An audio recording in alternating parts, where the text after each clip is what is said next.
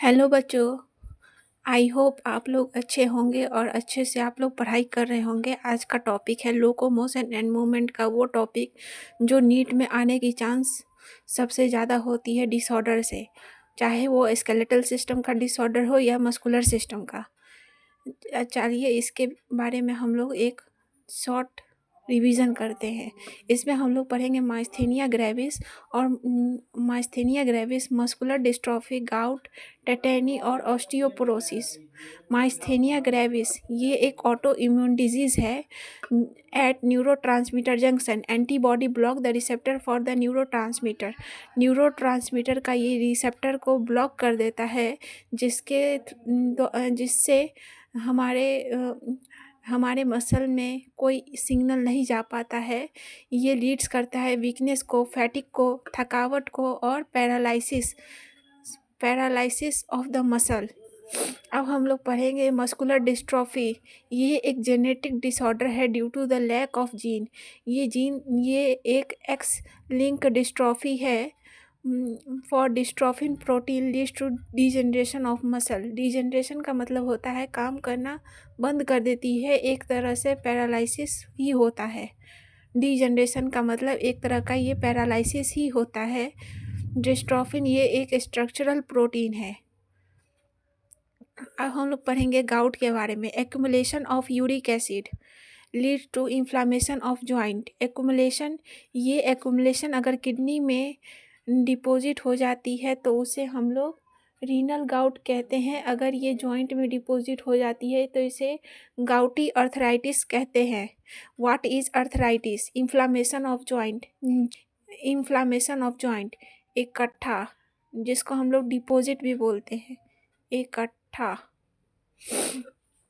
इसका 3 मुख्य टाइप होते हैं, रियोमैटिड और ऑर्थराइटिस और गाउट। रियोमैटिड जो है ये एक तरह का ऑटो इम्यून डिजीज़ है।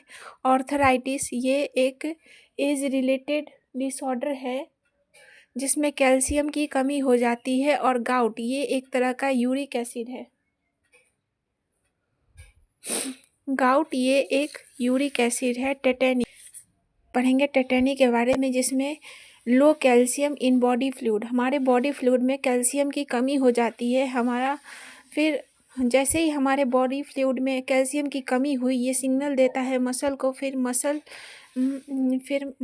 ये सिग्नल मसल में आता है। मसल में सोडियम की एंट्री को बढ़ा देता है। फिर हमारा जो सार्कोप्लाज्मिक रेटिकुलम है जो ये रिलीज़ करता है कैल्शियम को।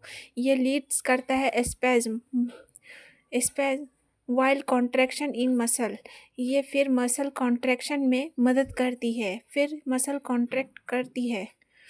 अब हम लोग पढ़ेंगे ऑर्थराइटिस। ऑर्थराइटिस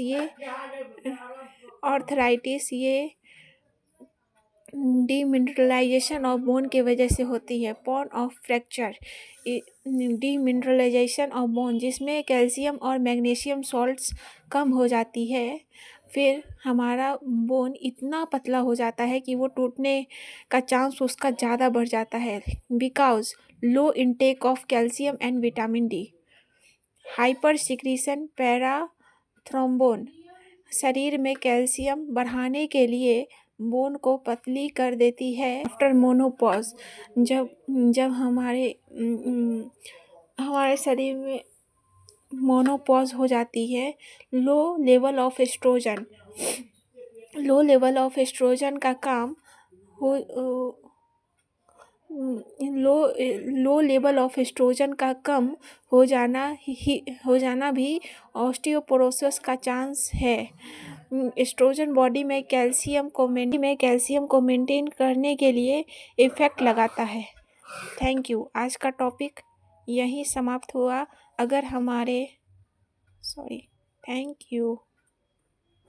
आज का टॉपिक हमारा यहीं समाप्त हुआ। अगर आपको हमारा वीडियो इंफॉर्मेटिव लगा हो तो हमारे चैनल को लाइक और सब्सक्राइब करना ना भूलें।